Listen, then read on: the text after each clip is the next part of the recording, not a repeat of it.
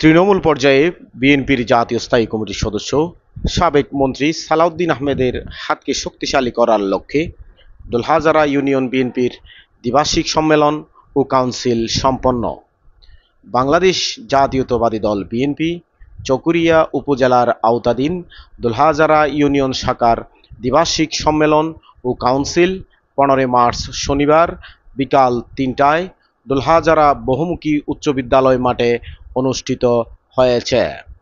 দোলহাজারা union BNP আহ্বায়ক অধ্যাপক মোহাম্মদ কুতুবুদ্দিনের সভাপতিত্বে ও সদস্য সচিব মাস্টার মোস্তাফিজুর রহমানের সঞ্চালনায় অনুষ্ঠিত দ্বিবার্ষিক সম্মেলন ও কাউন্সিলে প্রধান অতিথির বক্তব্য রাখেন কক্সবাজার জেলা বিএনপি সহসভাপতি ও চকরিয়া উপজেলা বিএনপির সম্মেলন প্রস্তুতি কমিটির আহ্বায়ক আলহাজ এনামুল হক।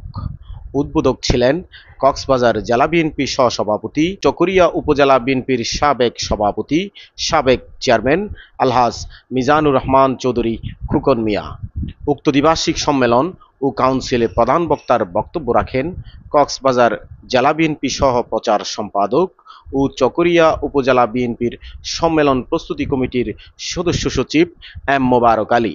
বক্তব্য রাখেন চকরিয়া উপজেলা বিএনপির সাবেক যুগ্ম আহ্বায়ক অধ্যক্ষ এস এম মঞ্জুর, চকরিয়া উপজেলা বিএনপির সাবেক সহসভাপতি অধ্যাপক সাবের আহমেদ, সাবেক যুগ্ম সাধারণ সম্পাদক জাহাঙ্গীর আলম ভুট্টু, চকরিয়া উপজেলা শ্রমিক দল সভাপতি মোহাম্মদ নাসির উদ্দিন, চকরিয়া উপজেলা কৃষক দল আহ্বায়ক মহিউদ্দিন পুতু, চকরিয়া উপজেলা যুবদল সাবেক সাধারণ সম্পাদক মোহাম্মদ জাকারিয়া, চকরিয়া উপজেলা স্বেচ্ছাসেবক দল সাধারণ সম্পাদক নুরুল আফসার রিয়াদ, চকরিয়া উপজেলা ছাত্রদল সাবেক আহ্বায়ক হাবিবুল্লাহ মিসবা, চকরিয়া উপজেলা ছাত্রদল সাবেক সাধারণ সম্পাদক আব্দুল্লাহ আল নোমান প্রমুখ।